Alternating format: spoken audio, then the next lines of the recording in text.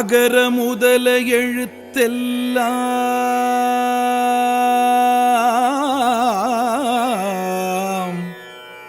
ஆதிபகவன் முதற்றே உலகு.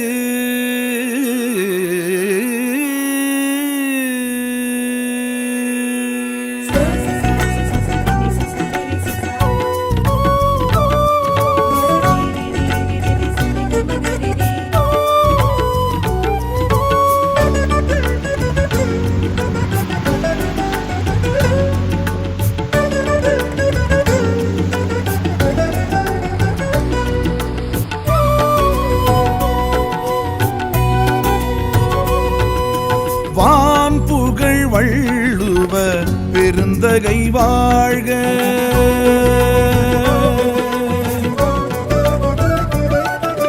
வான்புகழ் வள்ளுவ பெருந்தகை வாழ்க. ஐயன் தேன் தமிழ் திருக்குறள் பொதுமறை வாழ்க. ஈரடியில் உலக தத்துவம் கூறும் அறம்பொருள் இன்பம் பிரிவாகும். முப்பால் சுவையே கற்பவர் காணும் வள்ளுவன் திருக்குறள் வையத்துள் வாழ்க. வழக்கில் உள்ளதோர் மொழிகளில் உயிர் பெற்று வாழ்க, உருப்பெற்று வாழ்க. திருக்குறள் வாழ்க வாழ்க. திருவள்ளுவன் வாழ்க வாழ்க. திருக்குறள் வாழ்க வாழ்க. திருவள்ளுவன் வாழ்க வாழ்க. வான்புகழ் வள்ளுவ பெருந்தகை வாழ்க.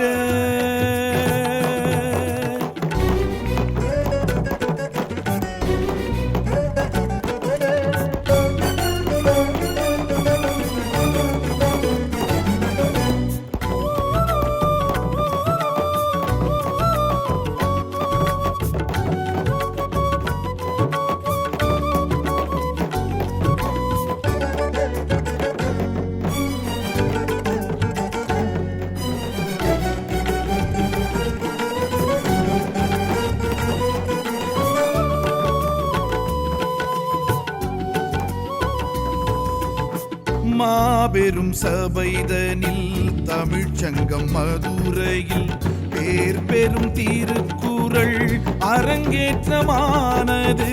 வாழ்வுறும் மொழிகளில் முதல் மொழி தமிழினில் சீர்பெரும் திருக்குறள் தலையங்கமானது. வேறேது குறளின் பொருளுக்கிணை ஈடேது?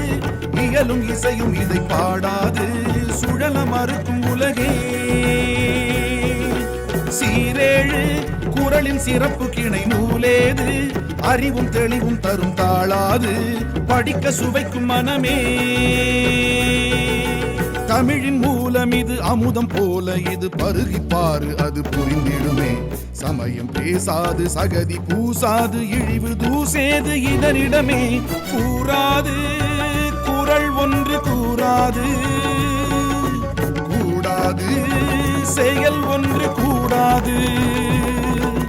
வாழாது குறள் வழி வாழாது. வாழ்வேது பொருள் கொண்ட வாழ்வேது. தினம் ஒரு குறளினை திருக்குறள் உரையினை மனனம் செய்வோம் நாம் இங்கே. புது புது பொருளினை பொதுவுடை கருத்தினை கவனம் கொள்வோம் நாம் இன்றே. திருக்குறளே திருக்குறளே திசையட்டும் ஒலிக்கட்டும் வள்ளுவன் திருக்குறளே. வான்புகழ் வள்ளுவ பெருந்தகை வாழ்க.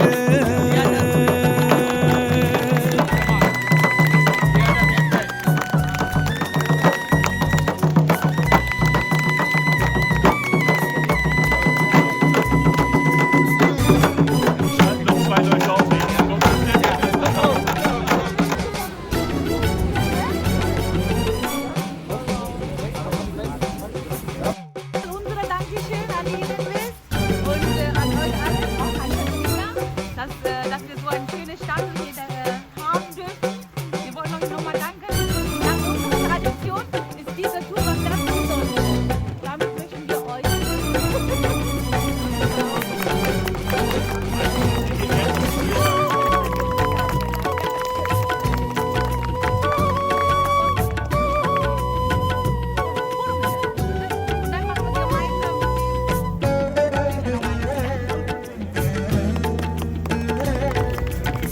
பதினெண்கீழ்கணக்கில் 18 நூல் திரட்டில் திருக்குறள் வெண்பா வாழ்வியல் கூறுது வாயுரை வாழ்த்தென்றும் தமிழ்மறை நூலென்றும் திருக்குறள் பல பல பெயருடன் வாழுது ஊரோடு உழவன் கழனி வயல் காட்டோடு குயிலும் குழைந்து சொல்லும் பாட்டோடு இழைந்து இசைக்கும் குரலே வேரோடு பயிரின் பருவம் வைக்கும் காற்றோடு திசையில் அசையும் தென்னங்கீற்றோடு படர்ந்து கிடக்கும் குரலே கவிதை கோர்வை இது கவிஞன் பார்வை இது களைப்பு சோர்வை இது கலைஞனுமே மழலை பேச்சோடு மதிப்பெண் வீச்சோடு மனிதன் மூச்சோடு கலந்ததுவே ஏடேது குரல் மிஞ்சும் ஏடேது நாடாது நலம் முனை நாடாது தாயோடு குடித்திடும் பாலோடு நீ பாடு வள்ளுவன் குரல் பாடு திருக்குறள் வரியினை தெளிவுரை அழகினை மனதில் வைப்போம் நாம் இங்கே தமிழனின் பெருமையை தமிழ்மொழி அருமையை அறியச் செய்வோம் வா இங்கே திருக்குறளே திருக்குறளே வடவேங்கடம் குமரியின் முகவரி திருக்குறளே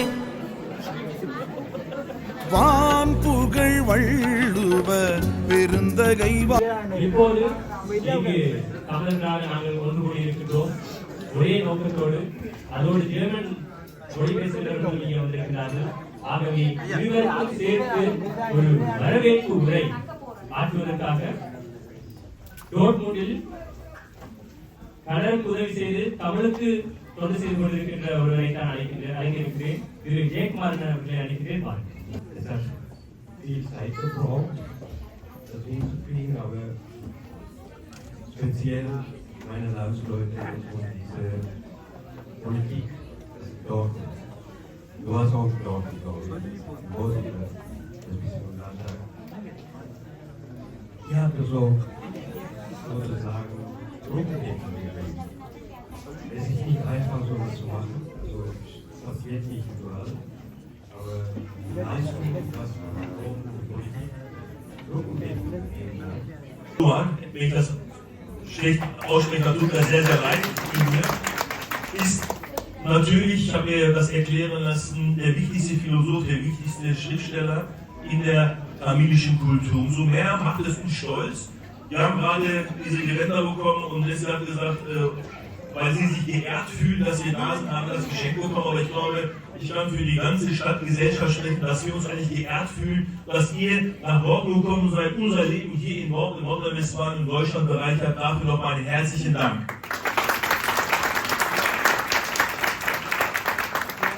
Und er hat gerade gesagt, wir leben gerade in einer Zeit, in der über Integration und über Miteinander sehr negativ gesprochen wird.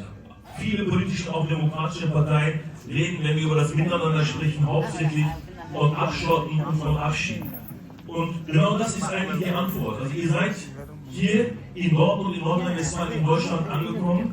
Ihr seid nicht nur bunt in euren Heimatern, ihr seid nicht nur bunt in eurem Leben, sondern alles das, was ihr mit zu uns gebracht habt und wo wir als Gemeinsamkeit wachsen können, ist unser Reichtum als Gesellschaft. Von daher ist das immer wichtig, dass man weiß, wo man herkommt.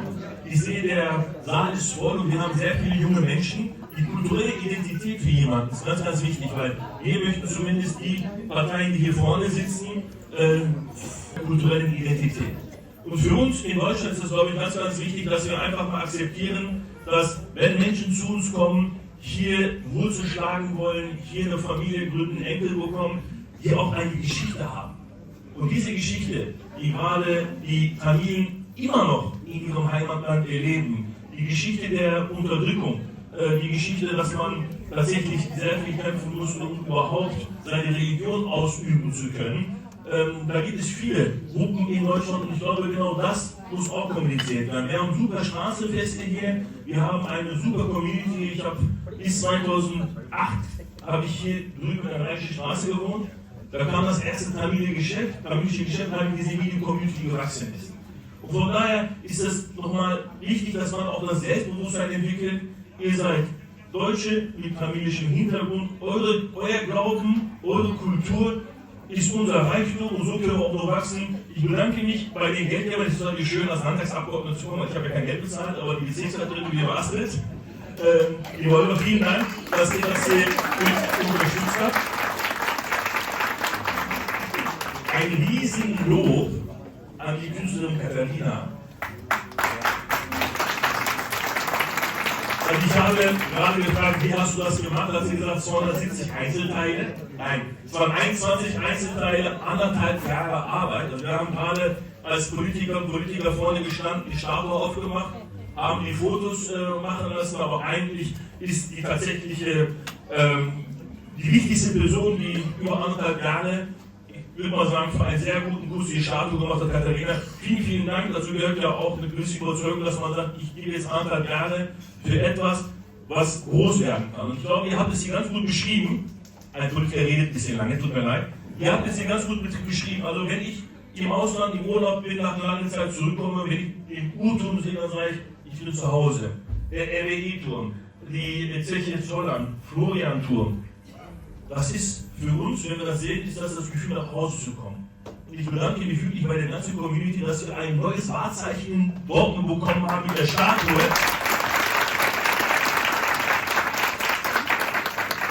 Und ich bin sicher, dass das in kürzester Zeit auch ein Wahrzeichen von Dortmund sein wird. Wir müssen als Politiker und Politiker, ich habe selber eine Migrations- oder eine internationale Geschichte, wir müssen gucken, dass wir uns unterhaken mit der Gesellschaft, die diese Vielfalt auch fördert, damit eben auch kein Schaden genommen werden kann an der Statue, aber auch an der Community. Ich habe genug geredet. Wenn irgendwas ist, wenn wir was machen können, Ralf als Anwaltskollege, Junaid ist im Rat, Astrid und wir sind in der Bezirksvertretung. Wir haben genug Leute, die sich hier immer zu Hause fühlen. Und ich möchte mich auch beim Vorstand, bei Astrid und bei allen anderen bedanken, dass ich immer das Gefühl habe, wenn ich zu euch kommen kann, in meine Familie komme. Ich glaube, das ist wichtig. Vielen Dank, liebe Freunde und Freunde. Vielen Dank, dass ich hier sein darf, dass ich heute die Ehre habe, mit die Statue Thierry Valois zu eröffnen. Eigentlich gebührt diese Ehre ja meinem Vorgänger, der sich damals auch noch sehr engagiert hat. Schade, dass er nicht heute hier ist. Aber ich mache es auch sehr gerne. Und ich würde auch gerne nochmal vielleicht auf Thierry Valois selber eingehen. Ich habe mich ein bisschen damit beschäftigt. Für alle, die vielleicht als Gast hier sind und das nicht wissen, die tamilische Gemeinschaft weiß das mit Sicherheit. Das ist ja genau das Fest, was sie heute feiern, für diese Gemeinschaft hier in Dortmund, aber wahrscheinlich auch über die Grenzen hinaus. Thierry Valois ist der Verfasser des Thierry Valois. Das ist die philosophische Schrift, nach der die tamilische Gemeinschaft sehr häufig lebt. Und wie wichtig dieser Mensch, dieser Philosoph für die Gemeinschaft war, das zeigt, dass sogar der Kalender der Tamilen, richtig, nach Thierry Valois benannt wird. Da hat das Jahr dann 13 Monate aufgeteilt und 28 Tage. Stimmt? Genau. Und dass heute so viele Leute gekommen sind. Ich lebe seit 13 Jahren, glaube ich, im Viertel. Und habe von Anfang an euch geliebt irgendwie. Dich vor allen Dingen, Kuma.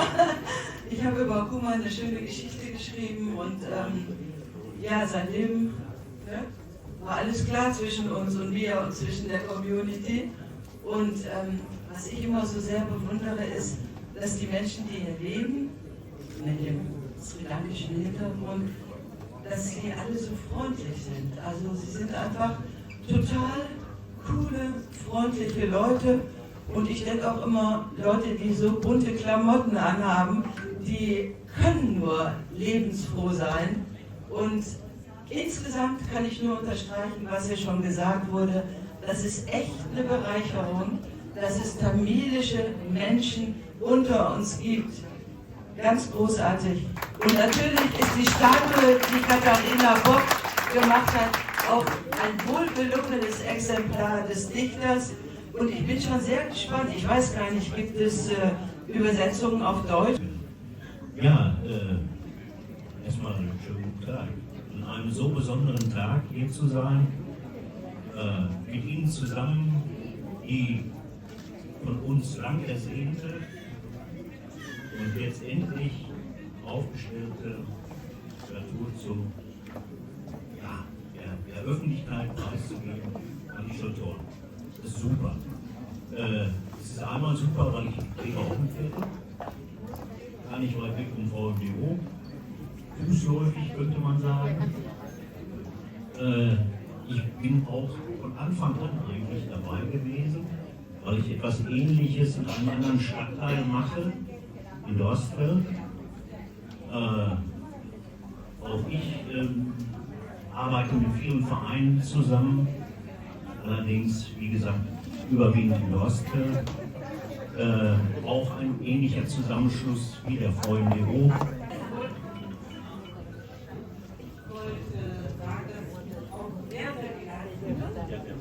Sehr geehrt fühle, dass ich diese Statue ausführen durfte nach meinem Entwurf.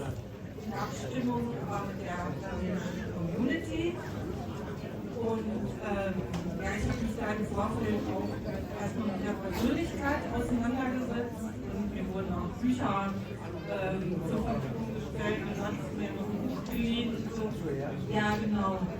Und also was natürlich für die tamilischen Leute auch vielleicht ein bisschen kurios war, ist, dass ich da als Deutsch jetzt diesen Auftrag auch bekommen habe. Und das finde ich halt auch noch, also ich bin hier im Viertel seit fast 30 Jahren nicht nur ewig nicht nur hier, sondern habe hier halt auch meine Werkstatt. Und das finde ich halt auch von euch eine total tolle Sache, dass ihr mir als deutsche Künstlerin, die hier ortsansässig ist, diesen Auftrag gegeben habt, dass ihr mir da vertraut habt, dass ich das in eurem Sinne mache. Und also ich verstehe mich jetzt auch nicht in erster Linie, definiere ich mich nicht über meine Nationalität, sondern ich verstehe mich eigentlich eher als Kosmopolit. Sehr vielen Dank. Und ich wollte auch noch mal sagen, dass es gibt auch eine Fotodokumentation darüber. Also ich habe alles fotodokumentarisch festgehalten.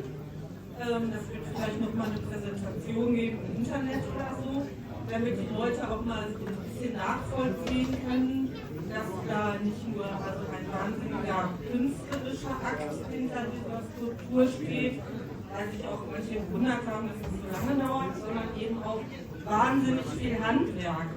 Also das waren eben sehr aufwendige Arbeitsprozesse.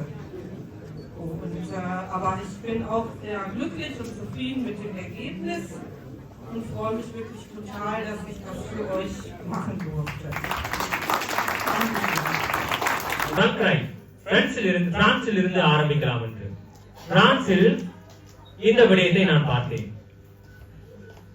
அதாவது German மொழியில் போட்டோம் என்றால் das Buch. Also wir fangen heute an. Es geht um das Buch ohne Namen von einem Autor ohne den Namen. இதனுடைய அர்த்தம் என்னவென்றால் ஒரு புத்தகம் அதற்கு பெயர் இல்லை, ஒரு புத்தகம் அதற்கு பெயர் இல்லை, அது எழுதியவருக்கு பெயர் இல்லை என்று நான் சொல்லவில்லை. பிரான்சில் இருக்கின்ற திருக்குறளை பற்றி விமர்சனம் பண்ணிய ஒரு எழுத்தாளர் சொல்லியிருக்கிறார். இதற்கான காரணம் என்னவென்றால் அவர் அவ்வளவு வயதானவர், அவரை பற்றி சரியான தகவல்கள் இன்னும் கிடைக்கவில்லை என்று சொல்லப்பட்டிருக்கிறது. Warum das Buch ohne Namen von einem Autor ohne Namen heißt, das haben nicht wir so gesagt, sondern das war der Monsieur Ariel aus Frankreich. Und warum das so ist, weil er hat vor so einer langen Zeit gelebt, dass man bis heute nicht so viele genaue Fakten hat, außer die Schriftform. அந்த புத்தகம் வேறு ஒன்றுமல்ல, திருக்குறள். அதை எழுதியவர் திருவள்ளுவர். அவர் 2000 ஆண்டுக்கு முன்பாக அந்த திருக்குறளை எழுதியிருக்கிறார்.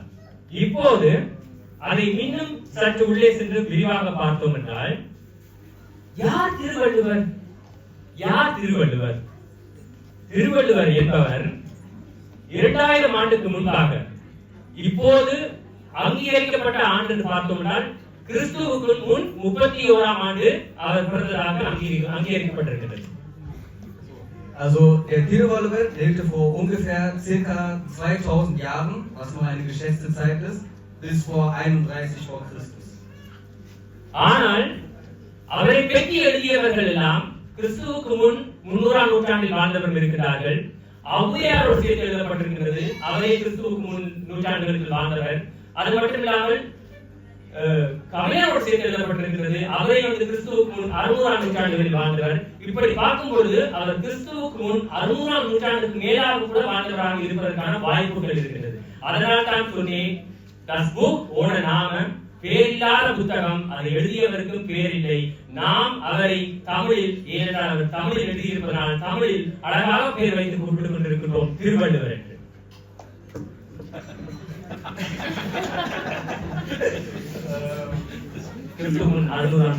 Genau. Also circa 600 vor Christus wurden schon seine Schriften gefunden und auch ungefähr 300 und 200 vor Christus. Deswegen kann man nicht genau sagen, wie alt er ist und in welchen Jahren seine ganzen Schriften erstellt wurden.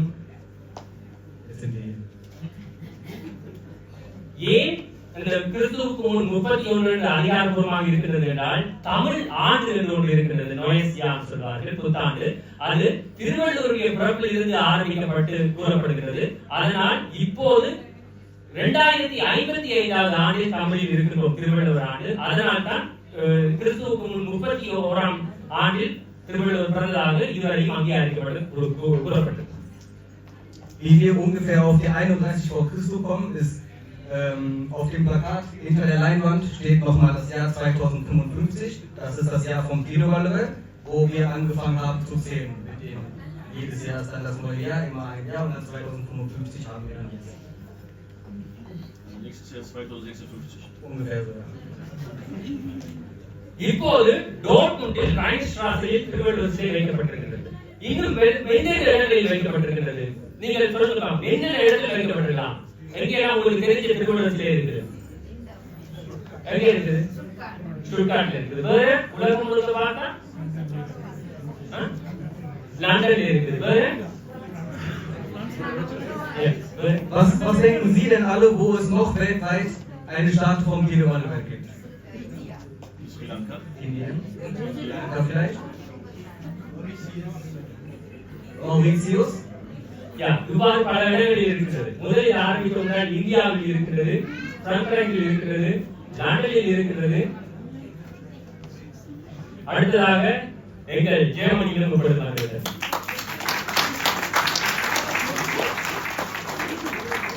Also es gibt unter anderem eine sehr große Statue in Kanyakumari, Indien. Außerdem gibt es noch eine Statue in Frankreich, Großbritannien und jetzt endlich auch bei uns hier in Dortmund in Deutschland.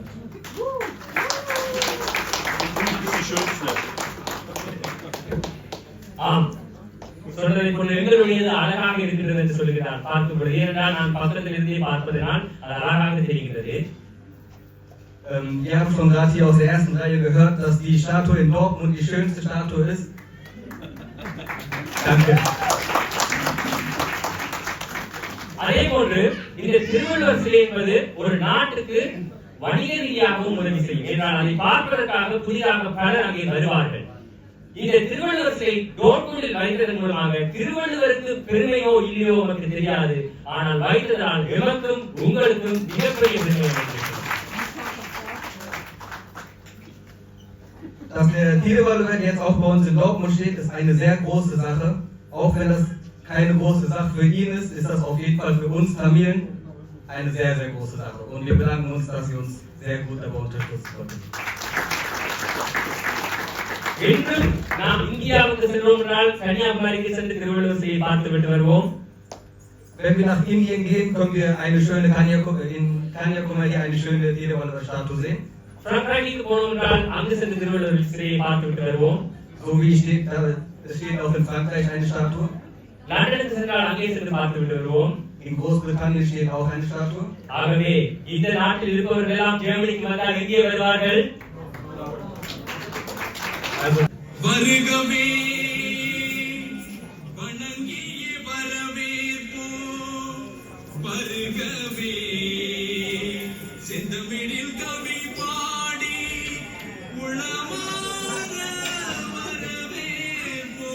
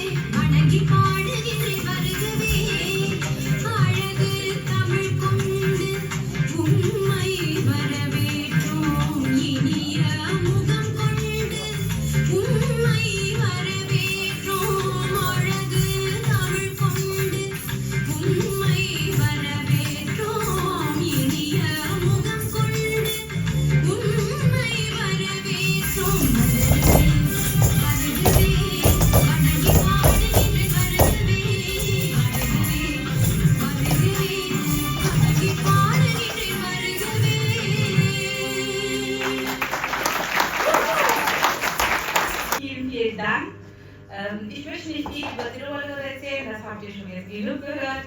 Ich wollte mich nur ganz, ganz lieben bei allen herzlich bedanken. Und ich wollte natürlich auch die Story erzählen, wie überhaupt Tirol kam, wie lange es da gedauert hat. Es war natürlich vor 5 Jahren die Dame, die Sie schon gesehen haben, Frau Subhasini. Sie hat das im Museum gemacht und mein Mann hat mir gesagt, ja, morgen fahren wir dahin, wir sind eingeladen. Ich habe gesagt, total cool, in Deutschland, im Museum, eine Tiroler-Statue, total interessant, habe ich gesagt. Mensch, wir müssen auch sowas machen. Dortmund müssen wir auch irgendwas Tolles machen. In der Zeit hatten wir natürlich auch schon Straßenfest gemacht. Das ist ja auch bei allen sehr gut angekommen. Dann habe ich natürlich Herrn Meier und Herr Stolze, also ich kenne Herrn Meier schon über 6 Jahre, denke ich mal. Seitdem wir Straßenfest machen, kenne ich ihn. Ich weiß, egal wie viel Uhr ich ihm schreibe, ich bin ja leider Ausländerin immer noch, ich schreibe ihn in der Mitternacht, ich schreibe ihn, Herr Meier, ich habe eine Frage. Können wir das machen? Können wir das ist das möglich? Und Herr Stolz und Herr Meier, er macht immer, egal welche Uhr, egal welche Zeit, wir haben immer uns so supportet. Ich danke Ihnen nochmal dafür ganz herzlich, weil diese Statue, das ist nicht nur eine Statue, dieses Gefühl, dass wir in Dortmund eine Heimat haben, dass wir dieses Gefühl haben, wir sind in Heimat.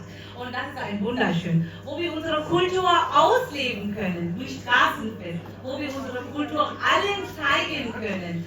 Das ist nicht alles möglich. Man kann viele Wünsche haben, aber es ist nicht alles möglich ohne eine Unterstützung. Es ist nicht möglich. Man braucht finanzielle Unterstützung, man braucht freundliche Unterstützung. Ich weiß immer, Herr Meier war immer, auch Frau Bobold, sie ist heute nicht da. Ich danke euch vielen, vielen, vielen Dank, auch an die Innenwest. Es ist einfach wunderschön. Heute ist für uns, es ist noch mehr besonders. Straßenfest ist schon besonders, aber die Statue, das macht diese Straße noch bekannter. Und dafür möchten wir natürlich bei euch allen bedanken. Und ich muss natürlich sagen, ich fand es total interessant. Die Statue werden immer von Männern gemacht. Und ich fand es sehr interessant, diese Tiroler Statue von einer deutschen Dame zu machen. Das wurde vorgeschlagen für mich. Und habe ich gedacht, okay, ne? Aber ich habe gesagt, natürlich. Das war sehr schön. Ich weiß, es war nicht einfach, ne? Aber trotzdem haben wir es so schön hingekriegt, die Statue steht, wir sind sehr glücklich. Und dass wir glücklich sind, dass wir unsere Kultur hier leben können. Ich danke nochmal Innenwest für super großen Support, weil das werden wir niemals vergessen. Und ich danke den Namen der Tamilen, dass sie uns erlauben, wir als Mensch, also wir können nur leben, wir können nur glücklich sein, wenn wir unsere Kultur ausleben. Und dafür bedanke ich mich nochmal ganz lieb herzlich. Und ich möchte noch eins sagen. Diese Tiroler-Statue, das ist eine Sehenswürdigkeit, das ist was Besonderes jetzt. Und die Tamilen leben überall auf der ganzen Erde. In Amerika, in Kanada, durch die Facebook, die wissen, aha, in Dortmund, Tiroler hat jetzt Dortmund noch bekannter gemacht. Das ist auch wichtig für uns. Ne? Diese ganzen Geschäfte sind schon interessant, weil in Paris gibt es schon so eine Stelle. Wir möchten natürlich auch, dass es auch wie ein kleiner Paris wird. schwierig. Finanzielle Lage erlaubt nicht immer alles, aber wir versuchen es. Aber Statue ist auf jeden Fall, Tiroler wird auf jeden Fall sagen, ey Leute, ich muss nach Dortmund. Dortmund ist schon bekannt durch Fußball und alles, aber bei den Tamilen noch nicht. Die Tamilen, die überall leben auf der Erde, wenn die nach Deutschland reisen, ob sie in Stuttgart sind, ob sie nach Köln kommen, egal wo, die kommen 100% auch nach Dortmund und ich bin sehr stolz. Also mein Mann hat immer sehr tolle Ideen, also dafür muss ich auch nochmal Danke sagen für die tollen Ideen, was er hat. Weil erstes Mal beim Straßenfest, er hat gesagt, diese Straßen wird, als erstes Jahr haben wir gemacht, haben wir gedacht, okay, wir haben es gemacht. Und hat er am nächsten Tag gesagt, das Straßenfest wird auf jeden Fall sehr bekannt und es wird mächtiger.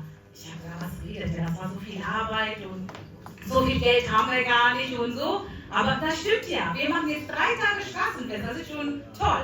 Und ich weiß, diese Statue, das war auch seine Idee und ich fand das einfach toll.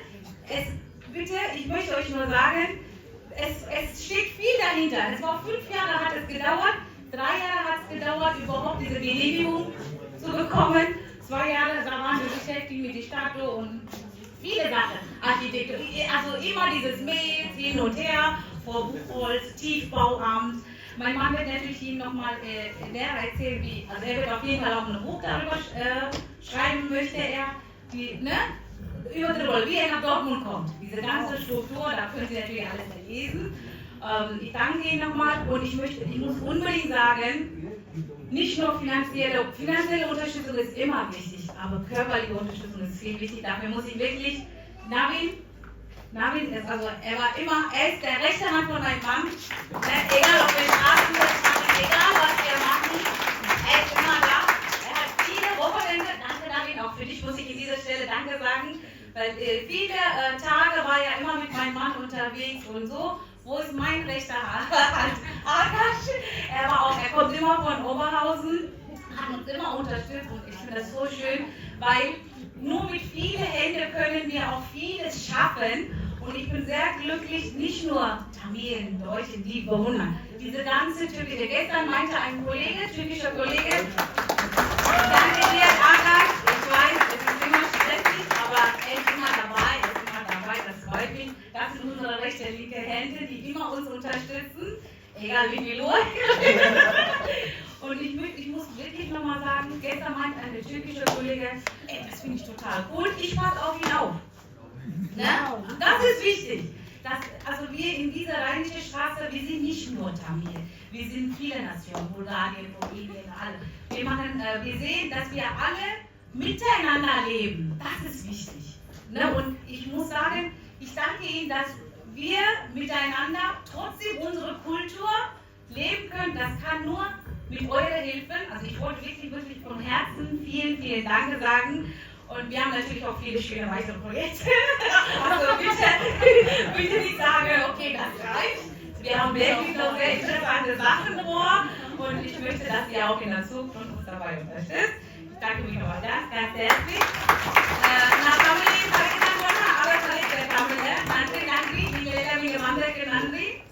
Diese Platz Valluvar Theater. Valluvar Sandi. Valluvar Sandi. நீங்கள் தமிழாக சொல்லுங்க திருவள்ளுவர் சந்தி. Alle anderen sagen bitte, wo bist du jetzt? Nicht neben Nandis oder wo Union also, ich bin in Valluvar Theater. Ja? Okay? Sehr gut. Unionviertel mit Valluvar-Viertel, es tut mir leid, aber es ist interessanter. Okay, danke Ihnen nochmal. இங்க வந்திருக்கிற அனைவருக்கும் நன்றி நீங்க எல்லாம் வந்து support பண்ணி ஃபைனான்சியலாவும் நீங்க support பண்ணதுக்கு எல்லாம் நன்றி.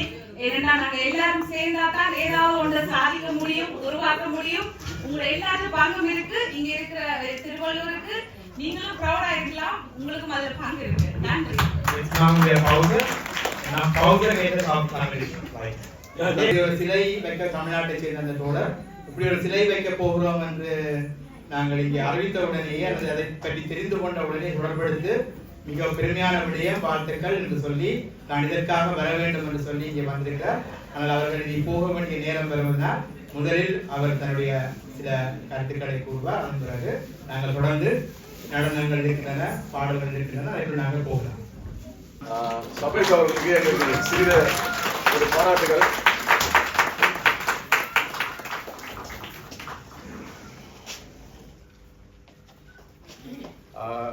அவரை பற்றி ஓரிரு வார்த்தைகள் மட்டும் நான் சொல்லி முடித்துக் கொள்கிறேன். இன்றைய காலை நாங்கள் 4 மணி அளவில் இங்கு வந்தோம். 4 மணியிலிருந்து எறும்பு போல் அவர் இன்று வேலை செய்து கொண்டிருந்தார். பணி என்று பாராமல் அவருடைய பணியை பார்க்கும்போது எங்களுக்கு மிகவும் மகிழ்ச்சியாக இருந்தது.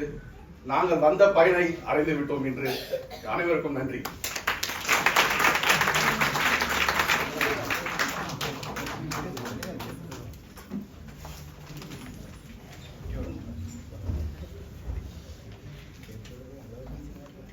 அரங்கத்தில் இருக்கும் தமிழ் உறவுகளுக்கு தமிழ் வணக்கம். நேரம் கருதி எனது ஒரு கட்டுரையை ஒரு சில நிமிடங்களில் முடிக்கலாம் என்று இருக்கிறேன். எத்தனையோ மேலை நாடுகளில் பல வகையான சிலைகள் நிறுவப்பட்டிருக்கின்றன. பண்டை தமிழ் நாட்டிலும் சிலைகள் நிறுவப்பட்டிருக்கின்றன. ஆனால் அவையெல்லாம் வழிபாட்டுக்குரிய சிலைகளாகவும் பேரரசர்களின் சிலைகளாகவும் அமைந்துள்ளன. பிற்காலத்தில் தெருவுக்கு ஒரு சிலை பெருமைக்கும் போட்டிக்குமாக, கட்சிக்கும் ஜாதிக்குமாக வைக்கப்பட்டிருந்தாலும் நம் மொழியில் சிறந்து விளங்கிய இலக்கிய ஆளுமைகளுக்கும் சிலைகள் வைக்க தவறவில்லை நம் தமிழ் உறவுகள். திருவள்ளுவருக்கு தமிழ்நாட்டில் பல நினைவு சின்னங்கள் உள்ளன. சென்னையில் வள்ளுவர் கோட்டம் உள்ளது, குமரிமுனையில் பெரிய சிலை உள்ளது, சென்னை கடற்கரையில் சிலை உள்ளது. இவை தவிர பல நினைவு சின்ன. இந்த வரை சுருக்கமாக சொல்லிவிடுகிறேன். 5 ஆண்டுகளுக்கு முன்பு நான் நினைக்கின்றேன் 2019 டிசம்பர் 5 எனக்கு சரியான நாள், டிசம்பர் 4ஆம் தேதி சொட்காட் நகரிலே ஒரு திருவள்ளுவர் சிலை, 2 சிலைகளை அங்கே அமைந்திருக்கிற மியூசியத்திலே முனைவர் சுபாஷினி அவர்கள் வைக்கிறார் என்று சொல்லி எங்கள் எல்லோருக்கும் அழைப்பு வந்தது. நான் அதை வீட்டிலே இந்த அழைப்பு இப்படி வந்திருக்கிறது என்று சொன்ன பொழுது என்னுடைய மனைவியார் சொன்னார், இங்கேயும் வைக்கணும். நாங்கள் பொதுவாக வேணும்னா ஒரு ஆள் செய்கிறத விட இதுக்கு மேலால் செய்ய வேணும் என்ற ஒரு எண்ணம் இருக்கிறார்கள். நான் அப்ப மியூசியத்துல வைக்கிறது அடுத்துதான் என்ன செய்யலாம், மியூசியத்துல வச்சாச்சு என்று சொன்னால் எல்லோரும் வந்து செல்லுகின்ற ஒரு இடத்திலே இப்படி ஒரு இடத்திலே வைக்க வேண்டும் என்று அவர் பேசினோம். பேசிவிட்டு நாங்கள் வண்டியிலே வாகனத்திலே எங்களுடைய தோழர்கள் ராய் மாஸ்டர், முருகதாசன் என்ன, நீங்கள் எல்லாரும் வந்தீர்கள். எல்லோரும் போன பொழுது எல்லாருக்கும் அந்த எண்ணம் இருந்துச்சு. இப்ப காரக்க கவனிச்சா எல்லாருக்குள்ளே அந்த சிந்தனை வந்தது என்னன்னா நாங்கள் இங்கே வைக்கணும், டோட்மூட்ல வைக்கணும். அப்ப அங்க போய் நாங்கள் பார்த்த விட 2019 வருகிறோம். வந்தா அடுத்த வருஷம் கொரோனா. ஆனா நாங்கள் நகர சபையோடு பேசினோம், இப்படி ஒரு எண்ணம் இருக்கிறது சொல்லி. நானும் என்னுடைய மனைவியார் தான் இந்த அலுவலகம் சார்ந்த அத்தனை வேலையும் அவர் தான் செய்தார். இந்த ஜெர்மனிய அமைப்புகளோடு, நிறுவனங்களோடு, பணியகங்களோடு பேசுகின்ற வேலை முழுவதும் அவர் தான் பார்த்தார். இந்த அனுமதியை அவர் தான் எடுத்து தந்தார். அதுல எந்த இதுவும் இல்லை. எந்த வேலை அந்த தமிழாக்களோட குடும்பப்படுறதும் அடிபடுறதும் இதுதான் எந்த வேலை. அதான் கஷ்டமான வேலை, சும்மா இல்லை. அப்ப அந்த ஜெர்மன் மொழியிலே பேசி இங்கே உள்ள நிலைமைகளை எல்லாம் விளங்கப்படுத்தி எங்களுக்கு அந்த அனுமதி வருவதற்கு ஏறக்குறைய 3 மாதங்கள் சென்றன. சில கட்சிகள் எதிர்த்தார்கள், ஏன் இது எதற்கு, அப்புறம் எல்லா நாட்டுக்காரரும் கேட்பார்கள், நீங்க வச்சா மற்ற நாட்டுக்காரரும் வந்து கேட்கணும். அப்ப என்ன செய்யறோம், அப்படி ஒவ்வொரு கட்சிகளோடும் நாங்கள் பேச்சுவார்த்தை நடத்தினோம். நாங்க சொன்னோம், எங்கள் எல்லோருக்கும் முதல் இங்கே வந்த தமிழர், ஜெர்மனிக்கு வந்த தமிழர் திருவள்ளுவர். 1800களிலே ஜெர்மனிக்கு வந்து விட்டார். மொழிபெயர்ப்பின் ஊடாக திருக்குறள் ஜெர்மன் மொழியிலே மொழிபெயர்த்ததன் ஊடாக இங்கே அவர் வந்து விட்டார். அப்ப ருக்கேட் என்றவர் இருக்கிறார், அவருடைய பேரிலே டுசுல்டோஃபில் ஒரு கிம்னாசியம் இருக்கு. இப்ப திருக்குறளை மொழிபெயர்த்தவரின் பேரில் பள்ளிக்கூடம் வச்சுட்டீங்க, திருவள்ளுவரை வையுங்க. இப்ப நாங்க பேசினோம், இப்ப பேசி கதைச்சு அதுல முதல் அந்த வந்த மயர் என்றவர் நல்ல மனுஷன். நாங்க என்ன கேட்டாலும் இல்லைன்னு சொல்ல மாட்டோம், அதாவது சாத்தியம் இல்லைன்னு ஒரு வார்த்தை பேச மாட்டேன். செய்யலாம் யா கொனம்பியா யா மாகம்பியா இப்படிதான் சொல்லுவேன். அப்படி அவர் நிறைய அவர்களே ஆலோசனைகள் தந்தது, என்ன முறையில வைக்கலாம்னு சொல்லி. கடைசியா இந்த சிலையை வந்து நாங்கள் இந்த நகர சபைக்கு அன்பளிப்பு செய்கிறோம் என்பது மாதிரி ஒரு ஒப்பந்தத்தை உருவாக்கி அங்கே சொன்னார்கள், ஏன் நீங்கள் வெளியிடத்திலே செய்கிறீர்கள், எங்களை சேர்ந்த ஒருவருக்கு நீங்கள் வேலை கொடுத்தால் என்ன, எங்களுடைய ஒருவர் செய்தால் என்ன என்று கேட்டார்கள். செய்வோம் அப்படி சொல்லித்தான் நாங்கள் கத்ரீனா போக் அவர்களிடம் போனோம். அந்த அனுமதி எல்லாம் கிடைத்த பிறகு 3 ஆண்டுகள் சென்ற பிறகுதான் அதன் பிறகு அதுவரை மிக அந்த விடயத்தை மிக ரகசியமாகத்தான் வைத்திருந்தோம். நானும் என்னுடைய மனைவியாரும் அதை கதைத்து அது சரிவரம் வரை வைத்திருந்தோம். இப்பொழுது அனுமதி கிடைத்து விட்டது. நான் அதுக்குள்ள 4 பேர் பெட்டிஷன் போடுவோம். சும்மா சரிதான், என்னத்துக்கு இதை வைக்கிறீங்க, ஏன் இது தேவையில்லை, இது நடக்கும் சரிதான். அப்போ வெளியில பேச ஆளுக்கு எல்லாரும் காய்ச்சிட்டோம். ஆனா நாங்கள் இதை முயற்சி எடுத்து ஓகே என்று சொல்லும் பிறகு நாங்கள் வெளியில பேச இல்லை. அதன் பிறகு நாங்கள் இப்போ ஒரு கேள்வி வருகிறது, அந்த சிலையை எப்படி அமைக்க போறோம்? 2 பேரும் சேர்ந்து எங்களோட சொந்த பணத்துல செய்ய போறோமா, இல்ல வேறு நிறுவனங்கள்கிட்ட சேர்ந்து அந்த நிறுவனங்கள்கிட்ட போய் அவர்களுடைய நன்கொடையை பெற்று அதனூடாக அமைக்க போகிறோமா, இல்லை தமிழர்களிடம் இருந்து நிதியை பெற்று அமைக்க போகிறோமா என்று முடிவு வரைக்க அப்பதான் நாங்கள் எல்லா தமிழர்களையும். என்ன பிரச்சனைன்னு சொன்னா, திருவள்ளுவர் எனக்கு மட்டும் முப்பாட்டம் இல்லை, ஸ்ரீஜீவ மாசத்துக்கு முப்பாட்டம் தான், இவருக்கு முப்பாட்டம், அவர்களுக்கு முப்பாட்டம் தான், உங்க எல்லாருக்கும் அவர் முப்பாட்டம் தான். உங்களோட தாத்தா அவர் நான் இப்ப நிறைய சிலையை வைக்கிறேன் இல்லையா, உங்களோட தாத்தா சிலையை நான் மட்டும் ஒரு வீட்டை வைக்கிறேன், பொது இடத்துல வைக்கிறேன், பொது இடத்துல வைக்கிறது உங்களை எல்லாரையும் சேர்க்கிறோம், எல்லாரும் சேர்ந்து தான் வைக்கிறோம். அப்ப மற்றது நாங்க அன்பளிப்பா கொடுக்குறோம். நாங்கள் அன்பளிப்பா கொடுக்க நாங்கள் எங்கிட்ட பணத்துல எல்லாரும் சேர்ந்த பணத்துல கொடுத்தா தான் அது சரி என்ற முடிவை இங்க வந்த எல்லா தமிழர்களும் அங்க வந்த நாங்கள் நிறைய பேர் கூடினோம். அதுல நீங்க Facebookல படங்கள் இருக்கு, நிறைய பேர் இருந்தார்கள். 20 பேர் வரை வைக்கலாம். என்ன ஸ்ரீவன் மாசம், என்ன பூனேந்திர மாசம், அந்த மாசம் இப்படி சொல்லிக்கொண்டே போறேன். நான் பேர் சொன்ன பணியம் பண்ண அப்புறம் மறந்துடுவேன், விட்டுருவேன். அதை அப்படியே நிப்பாட்டு. அங்க முருகாசன் நாங்க நினைக்கிறேன், அண்ணன் இப்படி எல்லாரும் வந்து, வெற்றிமணி ஆசிரியர் இப்படி எல்லாரும் வந்து, சிவனேசன் அண்ணன் வந்தவர், ஓகே அப்படி வந்து வந்து வந்து இந்த இங்க இந்த தமிழ் சாங்க தவாண்ட அதே மாதிரி தெரியல. ஓகே நிறைய பேர் அப்படி ஒரு 20 பேர் வரை வந்து அவ்வளவு பேரும் தமிழுக்காக பாடுபடுபவர்கள். திருக்குறள் புத்தகம் அந்த தன்னுடைய வானொலி வெளியீடாகவே கொடுத்திருக்கிறார். திருக்குறள் விழா செய்திருக்கிறோம். திருக்குறள் போட்டி ஒவ்வொரு முறை ஸ்ரீவன் மாசம் நடத்த எல்லாங்க நவலாட்டி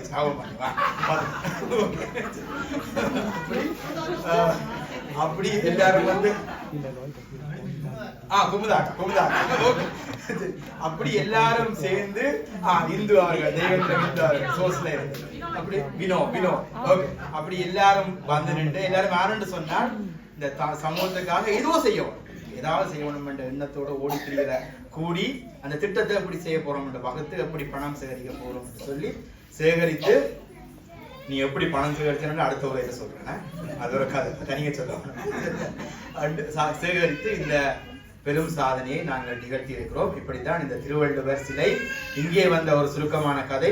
நான் ஏற்கனவே சொன்ன மாதிரி டோட்மூண்டுக்கு திருவள்ளுவர் வந்த வரலாறு என்ற ஒரு புத்தகம் நான் எழுதுவேன். நான் எழுதாட்டி அப்படியே வரலாறு மாற்றப்பட்டுவிடும், அப்படியே இன்னொரு மாதிரி சொல்லப்பட்டுவிடும். நாங்கள் நீண்டாரம் இப்படிலாம் இருப்போம் தெரியாதானே. வேறு இதெல்லாம் எல்லாரும் வேறு மக்கள் எல்லாம் வந்து சம்பந்தப்படாத ஆட்கள் கூட வந்து உரிமை கூறுவதற்கு வாய்ப்பு இருக்கிறது. இதில் யாரெல்லாம் பணியாற்றினோம், என்னென்ன பணிகளை ஆற்றினோம், ஊடக ரீதியா பணியாற்றியது யார், கருத்தியல் ரீதியான ஆக்கங்களை கொடுத்தது யார், நிதி சேகரிப்பு துணை நின்றது யார், இப்படி எல்லா விதத்திலையும் அதாவது நல்ல ஆலோசனைகளை தந்து எங்களோட பக்கவலமாக நின்றது யார் என்பதையெல்லாம் நான் அந்த புத்தகத்திலே எழுதுவேன். இப்ப நான் சுருக்கமா சொன்னால் மெட்டாக்கள் பாவம் எல்லாரும் பேச வேண்டும். அந்த பிள்ளையர் வெளிக்கிட்டு அப்போட நிக்கணும். இந்த ஒரு பிள்ளை அறத்துலங்கின்றது சின்ன பிள்ளையர். இப்ப அவர்களை நடனம் ஆட ஒரு திருக்குறள் பாட்டுக்கு ஒரு நடனம் ஆடப்படுவோம். கருநிதி அவர்களுடைய என்னுடைய மனைவி நடன ஆசிரியை, கருநிதி அவர்களுடைய பிள்ளைகள் அவர்கள் அநேகமாக இப்பொழுதுதான் ஒரு சில வாரங்களாகத்தான் நடனம் பயின்ற, சில மாதங்களாக நடனம் பயின்று வருகிறார்கள். மெதுவாக மேடையேற ஆரம்பித்திருக்கிறார்கள். அவர்களையும் நீங்கள் வாழ்த்த வேண்டும். திவிஷா கிருபாகரன், வினிஷா கிருபாகரன், அக்ஷரா விமலராஜன், கீர்த்தனா சுதாகரன்.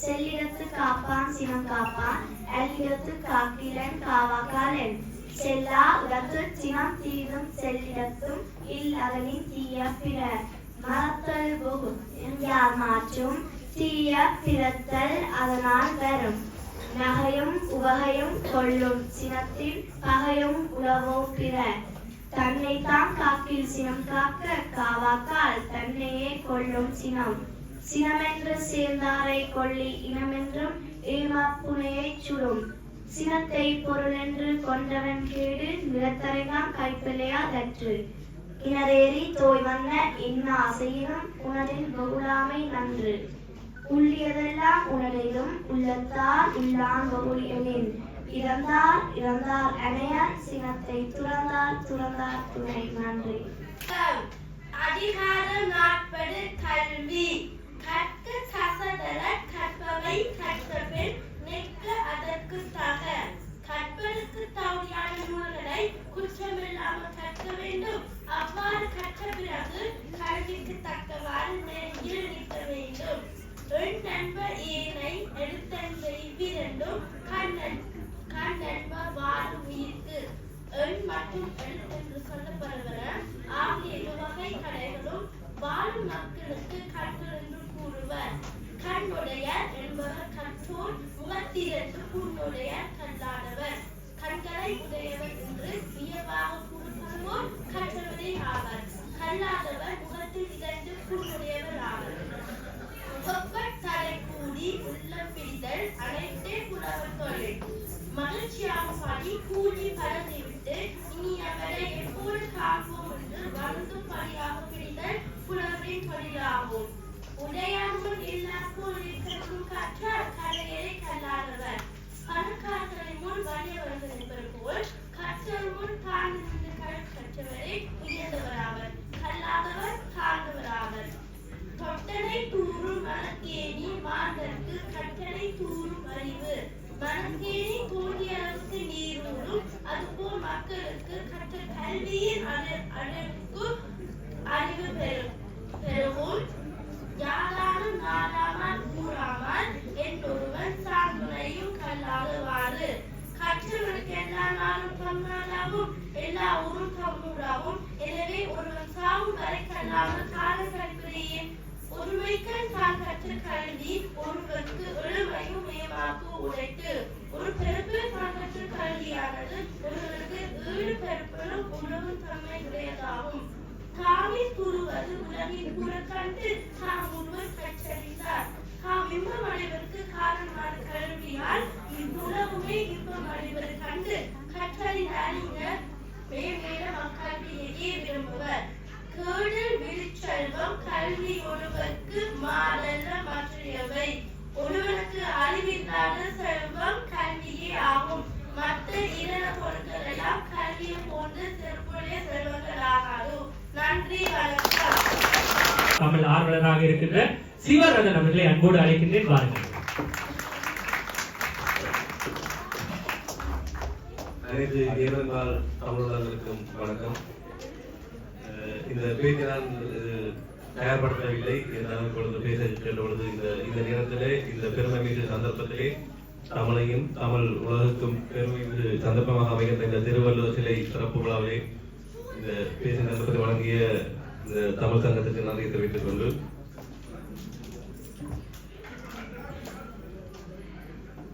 மொழியும் கலையும் கலாச்சாரமும் வளம் பெற்று வளர்ச்சியும் முயற்சியும் அடையும் பொழுதே தேசிய இனக்கட்டமைப்பு இறுக்கம் பெறுகின்றது, களம் பெறுகின்றது. மனித வாழ்வும் சமூக உறவுகளும் மேன்மை பெறுகின்றது, தேசிய நாகரிகம் உன்னதம் பெறுகின்றது. இதை கூறியது எங்கள் ஈழ விடுதலைக்காக போராடிய தேசிய தலைவர் மேதகு கிருபாகரன் அவர்களது அந்த உரைக்கமைய என்று புலம்பெயர்ந்து வாழ்ந்து தேசம் என்றும் தமிழையும் தமிழ் மொழியையும் கலை பண்பாடுகளையும் வளர்த்து வரும் என் புலம்பெயர் தமிழர்கள் வரிசையில் கனடா, பிரித்தானியா மற்றும் பிற நாடுகள் உருவாக்கியது போன்று ஜெர்மனியிலும் இந்த திருவள்ளுவர் சிலையை கொண்டு வந்து இன்று தமிழ் உலகத்திற்கு பெருமை சேர்த்து, இந்த தமிழ் உலகத்துக்கு மட்டுமல்ல ஜெர்மனி நாட்டுக்குமே பெருமை சேர்த்து இன்று இந்த திருவள்ளுவர் சிலை திறப்புலாவது உலகம் பறந்து வாழ்ந்து கொண்டிருக்கும் தமிழ் நெஞ்சங்கள் அனைவருமே பார்த்து பெருமைப்படக்கூடிய ஒரு நிகழ்வாக இருக்கின்றது. இந்த திருவள்ளுவர் சிலையை செய்வதற்கு உறுதியாக இருந்த உங்கள் அனைவருக்கும் உலக தமிழ் உள்ளங்களுக்கும் நன்றிகளை தெரிவித்துக் கொண்டு மீண்டும் இந்த வாழ்த்துக்களை தெரிவித்துக் கொண்டு இந்த சிலை திறப்புலாவது சபேதன் அண்ணா எனக்கு சமூக வலைத்தளங்களில் அறிமுகம் இருந்தார். இன்றைக்கு 2 வருஷத்துக்கு முதல் கிளப் ஹவுஸ் என்னும் ஒரு செய்தி எங்களுடன் கலைத்து கொண்டிருக்கும் பொழுதே இந்த சிலை உருவாக்கம் பற்றி சொல்லியிருந்தார். அப்பொழுதே நாங்கள் வாழ்த்துக்களை தெரிவித்துக் கொண்டோம். அந்த வகையிலே அந்த கிளப் ஹவுஸ் நண்பர்கள் சார்பாகவும் இந்த வாழ்த்துக்களை நான் தெரிவித்துக் கொள்கிறேன். நன்றி. எல்லோருக்கும் வணக்கம். அன்பினால் இன்றி ஒரு வாக்கத்தை அடைய முடியாது. அந்த அன்பும் பண்புகளும் நம்ம இருக்குமையானால் நாங்கள் ஒரு வழிகாட்டியாக இந்த குறிகாட்டியாக விளங்குவோம் ஒரு நிமிடம் பேசி கொள்கிறேன். இந்த நிகழ்வு என்பது ஒரு தூர வரலாற்று பாதையை நோக்கி போய்கொண்டிருக்கிறது. உண்மையிலே இதை மறக்கவோ மறக்கவோ முடியாது. இவ்வாறான சிந்தனை வாழ்தல் சொன்னால் அது ஒரு பெரிய விஷயம். ஆக்ரோமீஸ் மேலே ஒரு அக்ரிபல் இருந்தது. அதுக்கு பிறகு புவிப்பட சிந்தனை வந்தது. ஒரு சிந்தனையா இருக்கலாம். அது ஒரு பெரிய சிந்தனை. எனவே இந்த சிந்தனை உண்மையில் சர்வேசனுடைய மனதிலே முதல் தோன்றியது. பின்பு நாங்கள் என்னோடு இணைந்து கலந்து ஆலோசித்து இதை வழிபடுவோம். அதே வேளையில் கதிரனா இருக்கிறான். அப்ப எனக்கு விருப்பம் உங்கள் இந்தியாவில் செய்யலாமே சொல்ல அப்ப கதிரனா இருக்கிறான். அவ கொண்டு செய்தால் நல்லா இருக்கும். அடிக்கடி நாங்கள் போய் பார்த்து கொள்ளலாம். இந்தியாவில் இருந்து செய்தால் அதை இறக்குமதி செய்யக்கூடிய சில பிரச்சனைகள் வரும். ஆனபடியா இதுதான் நல்ல சிந்தனை அல்ல ஓகேன்னு சொல்லி நாங்கள் அவரை கான்டாக்ட் பண்ணி அவங்களோட நல்லபடியாக கோஆப்ரேட் பண்ணி 1-2 வருஷம் எடுத்தது டைமிங் அதை நாங்கள் செம்மையாக ஒழுங்கு செய்து முடித்துள்ளோம். இது இருந்தாலும் எப்படி இருந்தாலும் சபேசனும் சபையினுடைய வாய்ப்பும் பின்னி பிணைஞ்சு நாமளும் ஒன்றிணைந்து இது செய்தோம். மிக மனம் கொள்ளத்தக்க வகையில் இருக்குன்னு சொல்லி முடிக்கிறேன். நன்றி, வணக்கம். கலைநிதி அவர்களுடைய மாணவிகளாகிய 3 மாணவிகள் இந்த மேடைக்கு வந்து நடனமாட இருக்கின்றார்கள். தூயா சபீசன், நிதர்சனா சுரேஷ்கரன், ஜதுர்ஷனா சுரேஷ்கரன். உங்களுடைய பலத்த கரோசத்தின் மத்தியில் அவர்கள் இந்த மேடைக்கு அழைக்கின்றேன்.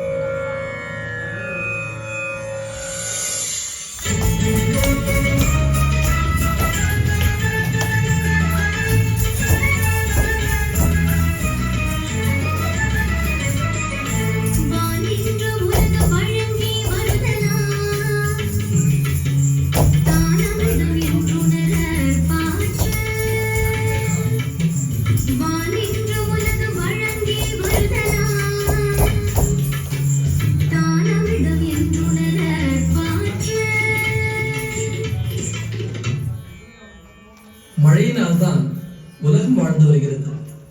எனவே இத்தகைய மழையானது அமிர்தம் என்று உணரத்தக்கதாகும்.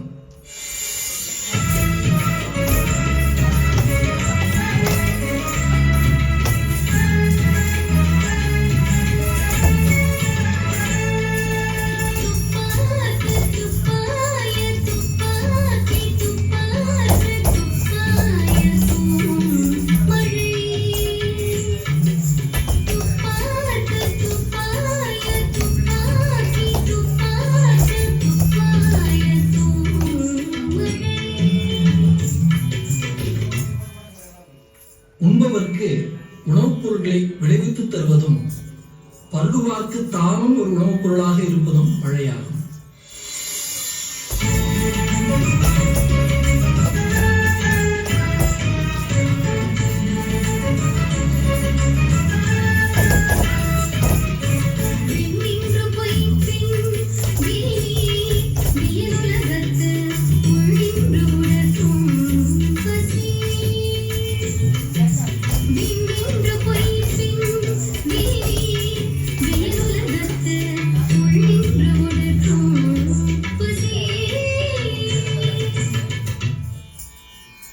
மழை பெய்யாமல் தவறுமானால் கடல் சூழ்ந்த இவ்வுலகில் பசி உள்ளே நின்று உயிர்களை துன்புறுத்தும்.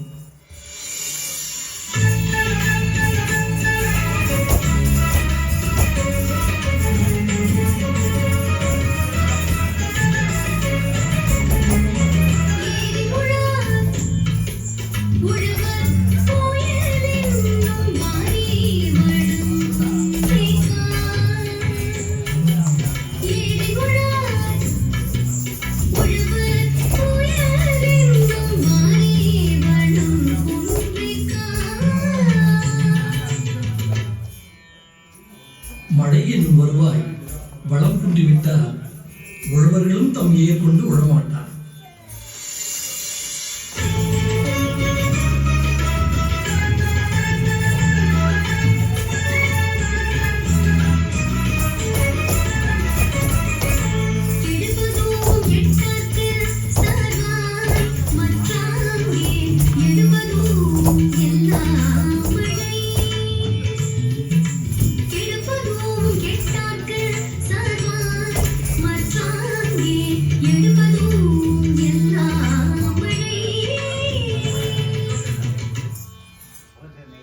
பெய்யாமல் வாழ்வை கெடுப்பதும் மழையின்றி வளம் கெட்டு நொந்தவர்களுக்கு துணையாய் அவ்வாறே காப்பதும் மழையே ஆகும்.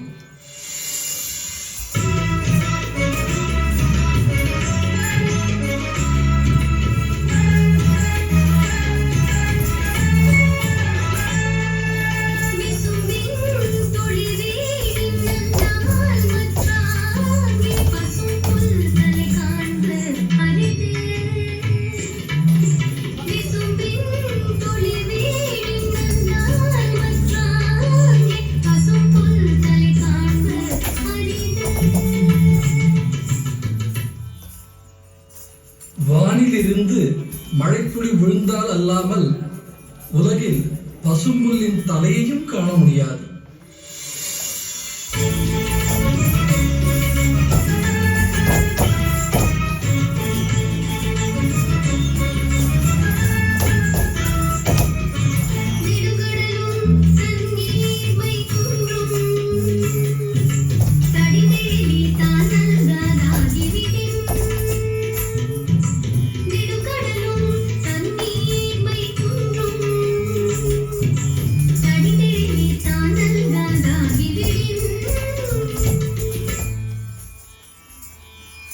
மேகம் கடலிலிருந்து நீரை கொண்டு அதனிடத்திலே பெய்யாமல் விடுமானால் நீண்ட கடலும் தன்னளவில் சுருங்கி போகும்.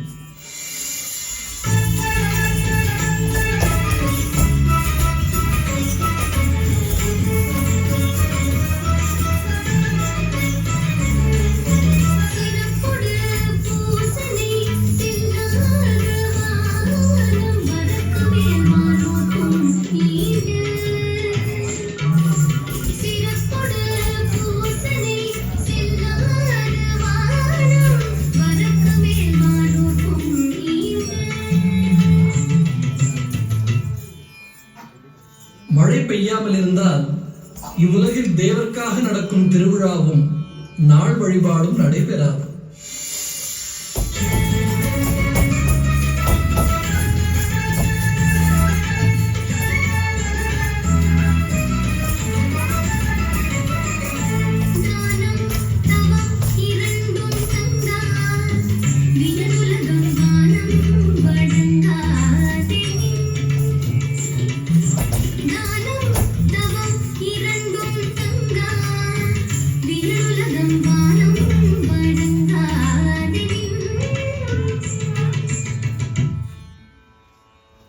மழை பெய்யாமல் இருந்தால் தானமும் தவமும் ஆகிய இரண்டுமே இந்த பெரிய உலகத்தில் இல்லாமல் போய்விடும்.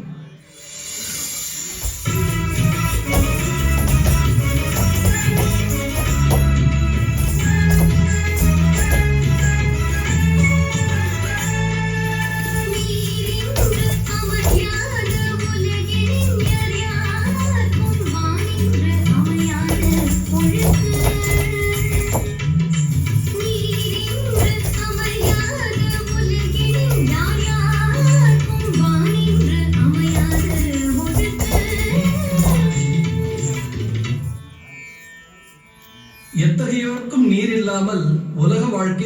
பெறாது என்றால் மழை இல்லாமல் உலகில் ஒழுக்கமும் நிலை பெறாது.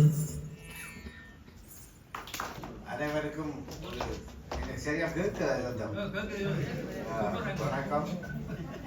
இந்த நேரத்திலே இவ்வளவு பேரை இந்த நிகழ்ச்சியிலே சந்திக்கிறது என்பது நான் எதிர்பார்க்காத ஒன்று. ஏன்னா நான் நினைக்கல இவ்வளவு சனம் பெருமான் உண்மையிலே ஒரு பெரிய ஒரு விழாவாகவே இந்த வள்ளுவருக்கு இந்த மன்றத்தினர் எடுத்திருக்கின்றார்கள். பார்க்க மகிழ்ச்சியாக இருக்கின்றது. இந்த சிலையாக இருக்கின்ற இந்த மனுஷனை பார்த்து எங்களுக்கு ஒரு காலகட்டத்தில் ஆத்திரம் வந்த காலங்கள் இருக்கு. பள்ளிக்கூடத்தில் படித்தாங்களுக்கு தெரியும். முதல் நாள் சொல்லுவாங்க 10 திருக்குறளையும் பாடமாகி கொள்வாங்க. 10 திருக்குறளும் பாடமாக காட்டிக்கு வெயிலுக்குள்ள பிடிச்சி விட்டுருவாங்க. போற பஸ்ஸில் போறவங்களும் பார்த்து கொண்டு போவாங்க, காரில் போறவங்களும் பார்த்து கொண்டு இருப்பாங்க. அப்போ 10 திருக்குறளும் பாடமாக்கி ஒப்படைச்சா தான் உள்ளுக்குள்ள வகுப்புக்கு வரலாம். ஆனால் இப்பதான் தெரியுது அந்த திருக்குறளின் மகிமை என்னன்னு. அந்த நேரத்துல படிச்ச ஒரு சில திருக்குறளை வச்சு கொண்டு தான் எங்களை காலம் ஓடிக்கொண்டு இருக்கு. இப்ப ஆரம் 2-3 திருக்குறளை சொன்னா இவன் பாவி எல்லாம் வெக்கச்சக்கமாக இருந்து வச்சிருக்கான். இங்க கதை கேட்கல சொன்னார்கள். அனைவருக்கும் உண்மையில உருவம் தெரியாது ஒருத்தர். அது ஒரு ஓவியன் ஒருத்தர். அவர் நானே அவருடைய பேரை மறந்துவேன். 3 நாளாக தொடர்ந்து கனவு என்றவர் ஒரு உருவத்தை, அந்த உருவத்தை பதிவு செய்ததான் திருக்குறள் உருவம். மற்றபடி சொன்னது போல உண்மை திருவள்ளுவர் என்று கனவேர் இருந்ததாகவும் கருதப்படுகின்றது. ஆனாலும் திருவள்ளுவர் திருக்குறளை எழுதினார் என்றதான் உண்மை.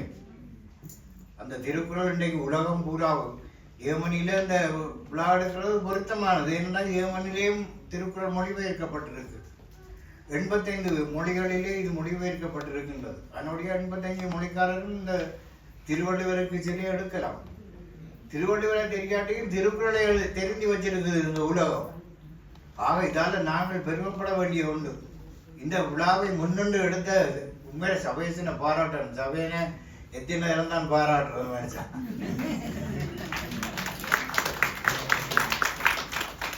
அதே நேரத்தில் திருமலை சபையனையும் பாராட்ட வேண்டி வந்துட்டு. ஏன்னா இந்த நிகழ்ச்சியில் முழுக்களும் ஒழுங்கு பண்ணது அவதான் என்று சொல்லி இப்ப நான் கேள்விப்பட்டேன். எடுக்க பார்க்கல அப்ப கடைகளாம் நிற்கும் பார்க்க இந்த அலுவலும் பார்த்துருக்கு. இங்க பெருமைப்பட வேண்டிய ஒரு விஷயம் என்னன்னா, ஒரு புருஷனும் பொஞ்சாதியுமாக சேர்ந்து ஒரு பெரிய விஷயத்தை செய்து அதை மறைத்து வைத்திருந்து மற்றவர்களுக்கு தெரிஞ்ச எங்க புட்டிசம் போயிரும் மறைத்து வைத்திருந்து இந்த விழாவை ஒழுங்கு பண்ணி இந்த 20 பேர் அது திருப்பி நான் சொல்லி என்னோட நான் விழா விட்டுருவேன். அவ்வளவு பேரையும் உண்மையில வரவேற்கக்கூடிய பாராட்டக்கூடிய விஷயம். நான் வரையில நான் கொரோனாவுக்கு போனான். கொரோனாவுக்கு பிறகு இப்பதான் ஒரு சில நாளாக டோட்மண்டுக்கு வந்து கொண்டிருக்கிறேன். அப்ப சிலவடைய நான் அப்ப வந்திருந்தாங்கன்னா நானும் தொடர்ந்து இதுக்குள்ள ஈடுபட்டிருப்பேன். இந்த விழாவை மேற்படி செய்து பார்க்கல வெற்றிமணி ஆசிரியர் அங்கே இருந்து லண்டன்ல இருந்து வந்திருக்கிறேன். அவரு லண்டன்ல இருந்து வந்தான்னு சொன்ன ஒரு வெக்கம் ஏனென்று தெரிய.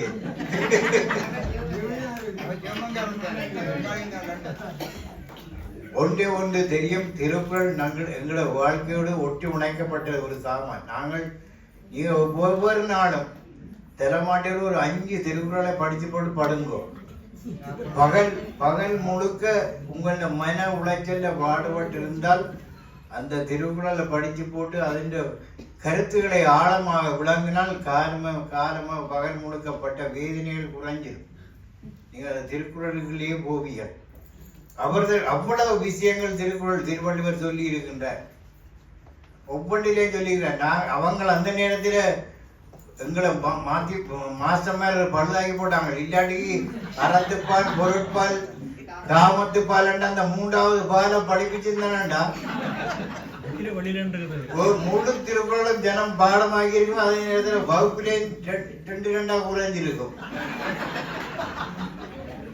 அவ்வளவு விஷயம் அந்த விஷயத்தை உண்மையில அனுபவித்து படிக்கக்கூடிய அந்த விஷயம் அந்த காமத்து பால் இருக்கு. நான் பிறகுதான் பாய்ச்சிட்டேன். நாசமாக இதை விட்டுட்டாங்க. அவ்வளவு விஷயங்களை திருவள்ளுவர், அப்ப திருவள்ளுவர் இப்படிப்பட்ட ஆளாய் இருந்திருக்க வேண்டும். திருவள்ளுவர் அப்படி அனுபவிச்சு எழுதியிருக்கிறார். அதை இந்த சிலையை செய்த இந்த கதரினாவுக்கு உண்மையிலே நாங்கள் பாராட்டத்தை தெரிவிக்க வேண்டும். இன்னைக்கு எங்களை விட கதரினாவுக்கு திருவள்ளுவரை பற்றி தெரிஞ்சிருக்கும். எங்களை விட தெரிஞ்சிருக்கும். ஆனபடியால் உண்மையில ஒரு அந்நிய தேசத்திலே இந்த இடத்திலே இந்த ஒரு வள்ளுவருக்கு சிலை வைத்து இன்று பூசிக்க வந்திருக்கும் அத்தனை உள்ளங்களுக்கும் இந்த சந்தர்ப்பத்தை அளித்த அனைவருக்கும் மனப்பூர்வமான நன்றிகளையும் வாழ்த்துக்களையும் தெரிவித்துக் கொண்டு இந்த சந்தர்ப்பத்தை அளித்த சிவோ வினோனுக்கும் எனது நன்றியை கூறிக்கொண்டு விடைபெறுகிறேன். நன்றி, வணக்கம். அனைவருக்கும் வணக்கம். முதல் கண் என்று நான் சொல்வதென்றால் சிலையிலே ஆரம்பிக்கின்றேன். நாங்கள் எப்பொழுதுமே ஒரு கலைப்படைப்பு ஒன்றை பார்க்கின்ற பொழுது எங்களுக்கு ஒரு மனதிலே எது ஆழமாக பதிந்திருக்கின்றதோ அந்த உருவம் அங்கே வரவில்லை என்று சொன்னால் எங்களுடைய தலை கொஞ்சம் மாறுபடும். ஆனால் இந்த திருவள்ளுவர் அனைவருக்கும் கூறியது போன்று அவருக்கென்ற ஒரு உருவம் இல்லை. அவர் அப்பேற்பட்ட ஒரு உருவம் நாங்கள் ஒப்பீடு நோக்கோடு பார்க்க முடியாது. அதுவும் எங்களுக்கு இந்தியாவை பொறுத்தவரை அது ஒரு கலை பொக்கிஷம். அங்கே இருக்கிற சிற்பங்கள் சிலைகளோடு நாங்கள் இவற்றை பார்க்க முக்கியமாக கூடாது. நாங்கள் வாழுகின்ற தேசத்திலே திருக்குறளை மொழிபெயர்த்த ஒரு சிறந்த ஒரு அறிஞர் வாழ்ந்த தேசத்திலே அந்த நாட்டிலே வாழ்கின்ற ஒரு பெண்மணி, ஒரு ஜெர்மனிய பெண்மணி, அவர் அந்த சிலையை வடிக்கின்ற பொழுது எங்களுக்கு இன்னும் ஒரு பெருமிதமான உணர்வு ஏற்பட வேண்டும். அந்த உணர்விலே தான் நீங்கள் எல்லோரும் இன்று இங்கு கூடியிருக்கின்றோம். கட்டரினா அவருடைய இந்த திறமைக்கும் அவருடைய உழைப்புக்கும் எமது நன்றியும் வாழ்த்துக்களும். சிலைகளிலே ரெண்டு விதமாக நாங்கள் எடுக்கலாம். ஒன்று அலங்கார சிற்பங்கள் என்று ஒன்று, மற்றது சாதாரண சிற்பம். இந்த அலங்கார சிற்பத்தை பார்க்கின்ற பொழுது அங்கே ரிதம் என்ற ஒரு விடயம் இருக்கும். அதாவது அலை அலையாக அந்த துணிகளாக இருக்கட்டும், தலைமைகளாக இருக்கட்டும், தாடியாக இருக்கட்டும், எது என்றாலும் ஒரு அலங்கரிப்பாக இருக்கும். அது இந்த ரிதம் இருக்கும். ஆனால் இந்த சிலையிலே அதை நாங்கள் முற்றாக நீக்கிவிட்டு தனியே ஒரு சிற்பம் என்ற ஒரு வடிவத்திலே தான் பார்க்கின்றோம். ஆனால் அந்த வடிவம் எங்களுக்கு ஆசிய நாட்டு சிற்பங்களுக்கும் இங்கே உள்ள சிற்பத்துக்கு உள்ள முக்கிய வேறுபாடாக நான் பார்க்கிறேன். எங்களுடைய ஆசிய நாட்டில் கூட அலங்கார தன்மை இருக்கும், அந்த ரிதமும் இருக்கும். இங்கே அந்த பொருளும் அந்த உருவ அமைப்பும் மட்டும் கூடுதலாக மேம்படுத்தப்பட்டிருக்கும். அந்த வகையில் தான் இந்த சிற்பத்தை நான் பார்க்கின்றேன். அது கிட்டத்தட்ட சொன்னால் 22 துண்டுகளாக அதை செய்து அவற்றை பொருத்தி அதை வடிவமைக்கின்ற போது அதனுடைய அந்த ப்ரொபோர்ஷன் மிகவும் கடினமாக இருக்கும். ஏன்னா சின்ன சிலையை செய்து போட்டு அது பெருசாக செய்கிறோம். அப்போ அப்படியான ஒரு பொறுப்பான ஒரு வேலையை கிட்டத்தட்ட 1.5 வருடங்களாக மேற்கொண்டிருக்கின்றார். அந்த பணி ஒரு அரிய பணி. இன்னொன்று, எந்த இடம் எப்பொழுது யாரால் வைக்கப்பட்டது, இந்த 3 விஷயத்தையும் பார்க்கின்ற பொழுது ஜெர்மனியிலே எங்களுக்கு அது வைக்க வேண்டிய இடம் எல்லோரும் கூறியது போன்று அது மொழிபெயர்த்த ஒருவருடைய இந்த தேசத்திலே நாங்கள் வைக்கின்றோம். அடுத்தது, மற்ற இடங்களே பார்க்கின்ற இடங்களை விட இங்கே இருக்கின்ற அந்த இடம் முக்கியமாக பொருத்தமாக அமைந்திருக்கின்றது. இங்கே நாங்கள் வைக்கின்ற பொழுதுலாம் திருவோரை போய் பார்த்து கொண்டு வரக்கூடியதாக இருக்கும். இதுக்கு அம்புக்குறி போட்டு போக தேவையில்லை. அவை அந்த திருவள்ளுவர் சிலையிலே இருந்தால் நீங்கள் அம்புக்குறி போட வேண்டும். இதில் 200 மீட்டர், இதில் 200 மீட்டர், அப்படி ஒரு இடத்திலே அமைந்திருக்கிற அந்த இடமும் சிறப்பு. வேறு இங்கே ஒரு உண்மையை கொண்டாரு. நாங்கள் உண்மையை யோசிச்சது என்னென்ன சபையை செய்கிறான், என்னென்ன செய்கிறார் என்று யோசிச்சு கொண்டு இருந்தேன். அது உண்மையாக இப்போ தான் தெரியுது. அதுக்கு பின்னாலே அவருடைய வாய்ப்பு அவள் தான் இவ்வளவு செய்கிறேன். நான் சபை நம்ம என்னென்ன செய்கிறார் இப்போ தான் விளங்குது. உண்மையாக சபையசன் இல்லை. சபையசன் வேலை கண்டிப்பாக செய்யலாம். ஆனால் அவருடைய வைஃப் செய்கிற வேலை கஷ்டம். சபையசன்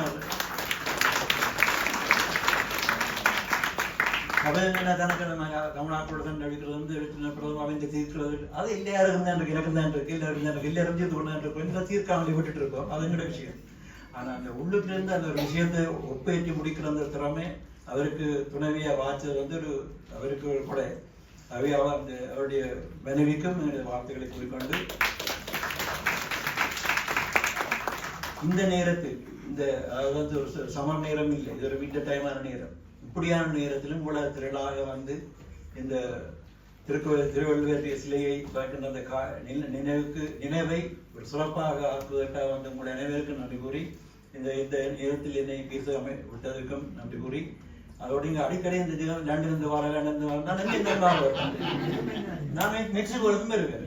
ஆனால் இங்கே வருவேன். ஏன்னா இது 2 இடம் இந்த மையப்புள்ளி இதுதான். இங்கே இருந்தாலும் இங்கே வருவேன். அவங்க தயவுதான் அப்படி சொல்லாதீங்க. இதுதான் மையப்புள்ளி. வள்ளுவன் தன்னை உலகினுக்கே தந்து வான்புகள் கொண்ட தமிழ்நாடு என்று பாரதி சொன்னார். அதாவது உலகினுக்கு தந்தது என்று சொல்லுகின்ற போது இப்போது ஜெர்மனிக்கும் அதை தந்திருக்கின்றபடியினால் அந்த விழாவை சிறப்பிப்பதற்காகவும் மகிழ்ச்சியை கொண்டாடுவதற்காகவும் இங்கு வந்திருக்கக்கூடிய அனைவருக்கும் வணக்கத்தை தெரிவித்துக் கொள்கின்றேன். அத்துடன் இன்றைய நாள் ஒரு பொன்னான நாள். எங்களுடைய வரலாற்று ஜெர்மனியிலே வாழ்கின்ற தமிழர்களுடைய வரலாற்று ஏட்டிலே பதியப்பட வேண்டிய ஒரு நாள். இந்த நாளை உருவாக்கி தந்த சபேஷனுடைய மனைவி சபேஷனை பற்றி நான் என்னுடைய கடைசி கூட்டத்திலே சொல்லி இருந்தேன். உங்கள் எல்லாருக்கும் தெரிந்திருக்கும். அதாவது சிவபெருமானுக்கு திருமணம் நடந்த போது அந்த திருமணத்தின் போது அந்த இந்தியா வந்து நேரில்லாமல் இருந்ததாம். அது ஏனென்றால் எல்லா ஜனமும் அவருடைய திருமணத்துக்கு போனபடியாலே மற்ற இடம் வந்து தாழ்ந்து போயிருந்ததாம். அப்ப அந்த இடத்தை நிவர்த்தி செய்வதற்காக அகத்தியரை அங்கு அனுப்பினார்களாம். அப்போது சமநிலைக்கு வந்ததாம். அதனால் இங்கு எப்படி என்றால் சபேஷன் அவர்கள் ஒரு அகத்தியர் போலே ஜெர்மனிக்கு உருவத்தை வைத்து சொல்லவில்லை, நான் சொல்லுகிறேன் என்றால் ஜெர்மனிக்கு வந்து இந்த தமிழை நிலைநிறுத்துவதற்கு ஒருவர் வேண்டுமென்றால் அதுக்கு சரியான பொருத்தமான ஒருவர் என்று அனுப்பி இருக்கின்றது இந்த இயற்கை என்று நான் நினைக்கின்றேன். அதற்கு பாராட்டுக்கள். அடுத்தது அவருடன் இணைந்து இங்கு இந்த திரை அமைப்பதற்காக பாடுபட்ட அனைவருக்குமே நன்றியையும் வாழ்த்துக்களையும் நான் தெரிவித்துக் கொள்கின்றேன். 2 விடயத்தை நான் சொல்ல வேண்டும். எதற்காக இந்த திருவள்ளுவர் சிலை இந்த கடை வீதி வைத்திருக்கின்றது என்றால் ஏன் ஒரு பார்க்ல வச்சுக்கலாம், ஒரு மியூசியத்துல வச்சிருக்கலாம்.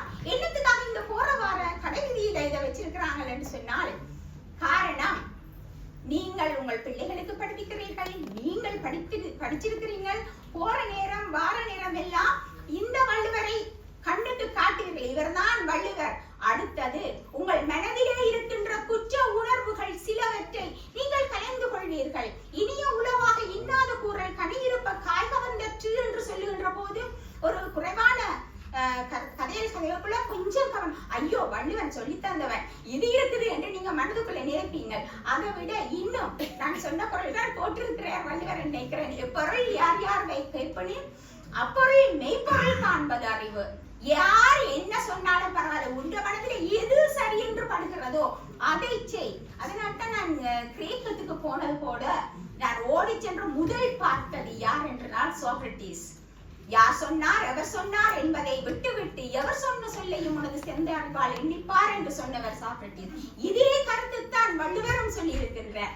இதனால் நாங்கள் வந்து பார்ப்பதற்கு அதை பார்க்கின்ற போது நாங்கள் என்ன தவறு விடுகின்றோமோ அதை எந்த இடத்திலும் வள்ளுவர் சொல்லாத எதுவுமே இல்லை இல்லையா? அப்ப அவர் சொன்ன எதையுமே நாங்கள் தட்டி கேட்கக்கூடியதாக இருக்கும். அதற்காக ஒன்று சொல்லுகிறேன். இன்னும் ஒன்று சொல்ல வேண்டும். எல்லாம் இந்த பிரபஞ்சம் வந்து ஓடிக்கொண்டே இருக்கின்றது, ஒவ்வொரு தூரத்தில் ஓடிக்கொண்டே இருக்குது, ஒன்று நெருங்கல்ல. ஆனா இந்த வள்ளுவர் மட்டும் திருப்ப திருப்ப எங்கிட்ட வந்து கொண்டுதான் இருப்பார், ஒரு காலமும் ஓட மாட்டார். எப்படி என்று சொன்னால் அந்த வள்ளுவர்கிட்ட இருக்கிற அந்த கருத்துக்கள் இருக்கும். அவர்கிட்ட பூத உடல் அழிந்தாலும் புகழுடம்பு என்றுமே அவர்கிட்ட அந்த எங்களை நோக்கித்தான் இருக்கும், எங்களிடம் இருக்கும். ஒரு உதாரணம், இந்த டிசம்பர் மாதத்திலே வந்த ஒரு ஆவோகா விகோ என்ற ஒரு புத்தகம் நீங்க பார்த்திருப்பீங்க. நீங்க எல்லாருக்கும் வரும். அந்த புக்ல வந்து சினத்தேசிஸ் என்ற ஒரு நோயை பற்றி சொல்லி இருக்கிறாங்க. அந்த நோய் எப்படி என்று சொன்னால், எங்களுடைய ஒலியை நாங்கள் கேட்கின்ற போது கண்ணில நிறம் தெரியுமா? ஒலி தெரியாது, அந்த ஒலியை கேட்கிற நேரம் நிறம் தெரியும். அத குரல்ல வள்ளுவர் சொல்லி இருக்கிறார். கண்ணும் கொலைச்சேரி நெஞ்சே என்னை தின்னும் அது என்றால் அவர் காணாமல் என்னன்னா மனம் வந்து என்னுடைய கணவனை தேடிக்கொண்டு போறேன், இந்த காதலனை தேடிக்கொண்டு போகுதான். அப்ப அந்த போற நேரத்துல கண் வந்து என்ன சாக்குள்ளுது, மனம் வந்து என்னையும் கூட்டிக் கொண்டு போ, ஏனென்றா இந்த கண் வந்து என்ன சாக்குள்ளுது, மனம் என்னையும் கூட்டிக் கொண்டு போ என்று சொல்லுகிறதா. அப்ப அதாவது கினஸ்தேசியா நோய் வந்து ஒலிய வந்து நிறமாக காட்டுவது போல இந்த கண் வந்து என்ன செய்யுதுன்னு சொன்னால் கண் திண்ணற தொழிலை செய்து என்று சொல்லி வள்ளுவர் அந்த குறளை சொல்லி இருக்கின்றார். அப்ப இதையும் நான் சொல்றேன், ஏனென்று சொன்னால் எந்த காலத்திலையும் வள்ளுவருடைய குறள் ஏதோ உங்களுக்கு உறுத்தி கொண்டே இருக்கும். அந்த வள்ளுவரை இங்கே கொண்டு வந்து நிறுத்தியமைக்கு மிக்க மிக்க நன்றியை நான் சொல்லிக்கொண்டு சபீஷனுக்கும் மற்றவர்களுக்கும் இதற்கு ஒத்துழைப்பு தந்தவர்களுக்கும் நன்றியையும் பாராட்டுகளையும் தெரிவித்து இந்த சந்தர்ப்பத்திற்கு நன்றி கூறி விடைபெறுகிறேன். அறிவற்றம் காக்கும் கருவி செருவார்க்கும் உள்ளளிக்கல் ஆகா அரண். அதன் பொருள் அறிவு அழிவு வராமல் காக்கும் கருவியாகும். அன்றியும் பகை கொண்டு எதிர்ப்பவர்க்கும் அழிக்க முடியாத உள்ளரணும் ஆகும். சென்ற இடத்தால் செலவிடா தீதுபொறி நன்றின் பால் உய்ப்பது அறிவு. அதன் பொருள் மனத்தை சென்ற இடத்தில் செல்ல விடாமல் தீமையானதிலிருந்து நீக்கி காத்து நன்மையானதில் செல்ல விடுவதே அறிவாகும். எப்பொருள் யார் யார் வாய் கேட்பினும் அப்பொருள் மெய்ப்பொருள் காண்பது அறிவு. அதன் பொருள் எப்பொருளை யார் யாரிடம் கேட்டாலும் கேட்டவாறே கொள்ளாமல் அப்பொருளின் மெய்யான பொருளை காண்பதே அறிவாகும்.